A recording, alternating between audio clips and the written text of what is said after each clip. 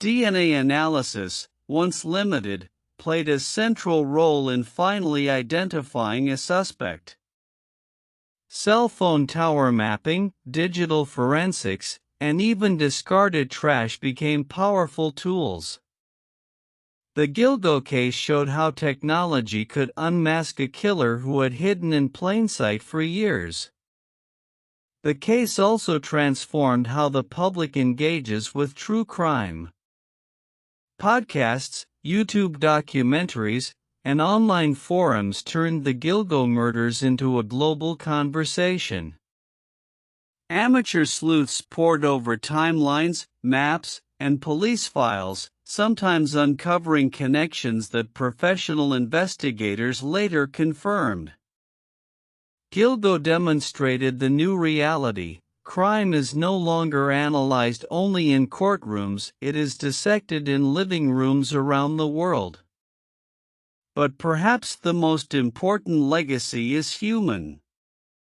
The families of the victims, through their grief, pushed for justice and reform. They demanded accountability from law enforcement.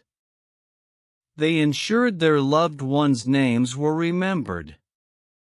Their persistence proved that ordinary people can force institutions to change. The Gilgo Beach murders remind us of three enduring truths: that evil can hide in plain sight, that silence allows it to thrive, and that justice, though delayed, is possible when society refuses to forget. Long Island's shoreline has always been a place of beauty. Gilgo Beach, with its rolling dunes and windswept sands, was once simply a getaway, a place for families, surfers, and fishermen. But after the discovery of human remains, it became something else entirely, a symbol of both horror and remembrance. The beach itself holds a haunting duality. On one side, the sound of waves, children playing, and seagulls calling. On the other, the memory of crime scene tape, search parties, and investigators combing the sand for fragments of lives lost. The shoreline became a physical reminder that peace and darkness can coexist in the same place. For investigators, Gilgo Beach was evidence. Every dune, every patch of brush, every mile of ocean parkway became part of a map of death. Helicopters hovered overhead, dogs sniffed for remains, and officers marked off areas where bones emerged from the earth. The shoreline itself became a silent witness to unspeakable crimes. For families, it became sacred ground. Many came to the beach not to sunbathe, but to grieve, leaving flowers, photographs, and memorials. Standing on the sand where their loved ones were found, they transformed a crime scene into a place of remembrance. For the public, Gilgo Beach became legend. Tourists came to walk the path of the investigation, to feel the weight of a mystery that once captured the nation's attention. Some came with respect, others with morbid curiosity. But all left with the same realization: the shoreline was no longer just sand and surf, it was a story carved into the land itself. In the years since, Gilgo Beach remains a paradox. It is a place of beauty and tragedy, of leisure and loss. A symbol of unanswered questions, of justice delayed, and of the resilience of families who refuse to let their loved ones be forgotten. Behind every true crime case are the investigators, the men and women who work in silence, chasing leads that often go nowhere, carrying the weight of unanswered questions. The Gilgo Beach murders were no exception. When the first bodies were found in 2010, Suffolk County Police launched one of the largest investigations in Long Island's history. Detectives worked long hours, combing through thousands of phone records, interviewing witnesses, and analyzing forensic evidence. Many described the case as a maze. Each new lead opened doors to more confusion, more shadows. But frustration quickly set in. The overlapping jurisdictions of Nassau and Suffolk County, along with state and federal agencies, created turf wars. Information wasn't always shared. Strategies clashed. For investigators on the ground, it felt like fighting a battle with half the tools missing. Some detectives retired before the case saw any resolution. Others admitted privately that the Gilgo investigation haunted them long after their shifts ended. They carried photographs of victims in their desks, reminders that the faces they pursued were not just files, but lives. Over the years, new leadership shifted the case's direction. In 2022, the formation of a multi-agency task force breathed new life into the investigation. FBI agents, state police, and local detectives worked side by side, an alliance that finally broke the stalemate. Many of the investigators described the moment of Rex Hoyerman's arrest as bittersweet. Yes, there was relief, a sense of progress after years of dead ends. But there was also the memory of time lost, opportunities missed, and families who had suffered in silence for more than a decade.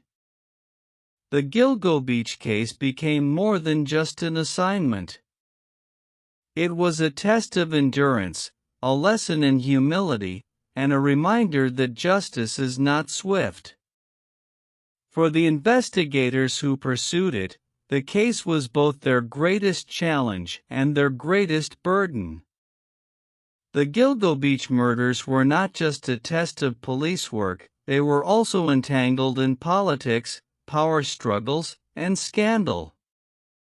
Behind the headlines, law enforcement faced battles that had little to do with crime scenes, and everything to do with control. At the center of controversy was former Suffolk County Police Chief James Burke. Burke, who led the department during critical years of the Gilgo investigation, later became infamous for a scandal that rocked the county. He was convicted of beating a suspect who had stolen a duffel bag from his car, a bag that allegedly contained pornography and sex toys, and for covering up the assault. His fall from grace raised troubling questions. Had his leadership distracted or derailed the Gilgo investigation? Critics argue that turf wars and corruption slowed progress. The FBI was sidelined for years, with Suffolk police reluctant to share jurisdiction. Political infighting meant resources weren't fully coordinated. Families of the victims often felt lost in the shuffle, caught between bureaucratic walls. And then came the whispers. Some locals speculated that the failure to solve the case sooner wasn't just incompetence, it was intentional. Rumors spread that powerful figures may have had ties to the sex work industry and feared exposure if investigations went too deep. Though never proven, these suspicions fueled mistrust between the public and the police. Political pressure mounted with every passing year. Mayors, county executives, and police commissioners faced questions at press conferences. Why hasn't the killer been caught? Each administration promised answers, but for over a decade, the beaches stayed silent. It wasn't until new leadership took charge and created a joint task force that momentum returned. By then, the political scandals and delays had become part of the Gilgo story itself, a reminder of how bureaucracy can sometimes stand in the way of justice. The Gilgo Beach murders are not just a tale of crime. They are also a cautionary tale about institutions, about how power, corruption, and politics can shape the fate of an investigation, for better or worse. When official investigations seemed stalled, the Gilgo Beach murders found a second life on the internet. In forums, podcasts, and social media groups, thousands of strangers became digital detectives, determined to solve the mystery from their laptops. Web sleuths, Reddit, and independent blogs filled with timelines, maps, and theories. Users compared phone records, speculated about suspects, and analyzed every police statement. Some even visited Gilgo Beach themselves, posting photographs and measurements to fuel online discussions. For many, the case became a collaborative obsession. Podcasts like Lisk, Long Island Serial Killer, and countless YouTube channels dissected every detail. Some creators interviewed victims' families. Others offered deep dives into police missteps. These digital storytellers kept the case alive, drawing new attention long after mainstream headlines had moved on. Of course, online investigations came with risks. Rumors spread quickly. Innocent people were sometimes named as suspects, their lives disrupted by speculation. Amateur theories, while passionate, often blurred the line between fact and fiction. Still, the persistence of online sleuths meant the case was never forgotten. In fact, some breakthroughs were influenced by the digital detectives. Journalists and bloggers uncovered inconsistencies in police accounts. Online pressure pushed officials to release new details. Families of victims used social media to demand attention, amplifying their voices far beyond Long Island. The Gilgo Beach murders became a case study in the modern era of crime solving. It showed how the internet can be both chaotic and powerful, a space where misinformation spreads, but also where justice finds momentum. The digital detectives became part of the story, ensuring that silence was never an option. The Gilgo Beach murders may have been confined to a quiet stretch of Long Island sand, but the echoes traveled far beyond the Atlantic coast. This was not just a local story. It became a global mystery. International newspapers carried the headlines, "Bodies found on Long Island Beach." From London to Sydney, from Lagos to Tokyo, the story of the Gilgo victims fascinated and horrified.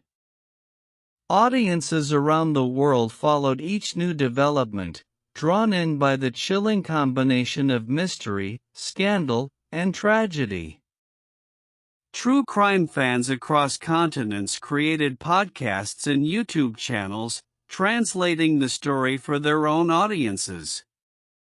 In Europe, journalists compared the case to the Jack the Ripper murders. In Asia, viewers debated the failures of American policing. In Africa, the story became part of broader conversations about justice, women's safety, and systemic neglect of marginalized groups. Beyond fascination, the Gilgo Beach case carried a lesson. It revealed how violence against sex workers is too often ignored, not only in the United States, but worldwide. The global audience recognized in Gilgo the reflection of their own societies, where the vulnerable are overlooked, and where justice comes too late. By the time Rex Heuermann was arrested, the Gilgo murders had already cemented themselves in international true crime history. They were not just Long Island's problem.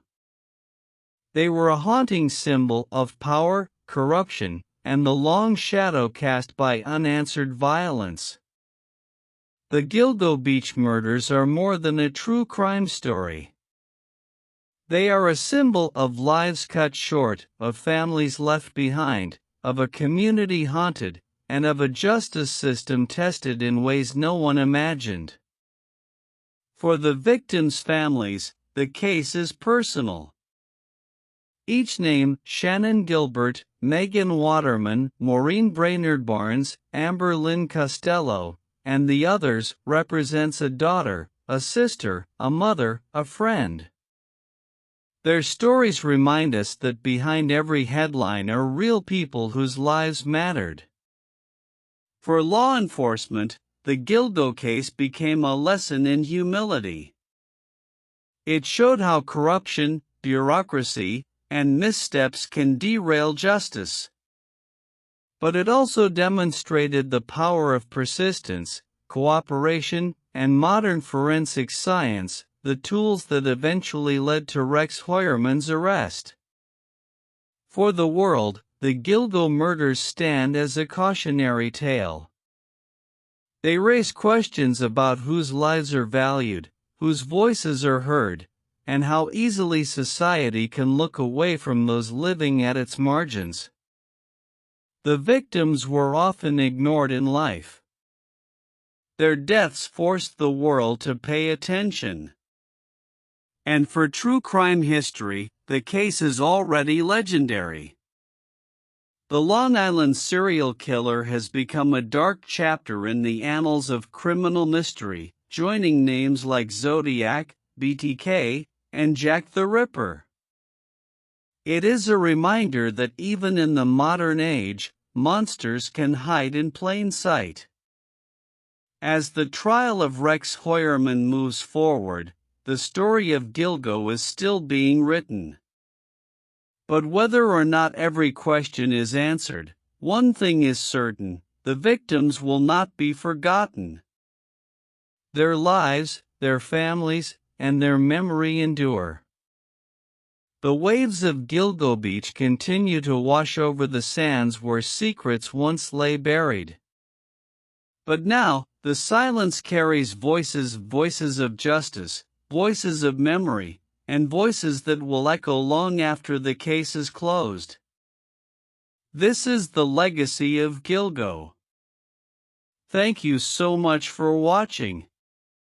I hope you enjoyed the video and got something valuable or entertaining out of it. Don't forget to support the channel. Hit subscribe and turn on notifications so you'll never miss a new upload. We are sure you liked this video. Give it a thumbs up and share it with your friends. It really helps us reach more people and grow our community. Stick around, because there's plenty more exciting, inspiring, and entertaining content coming your way, just one click away. Your support means the world, and we can't wait to bring you the next video. Thank you again for being here.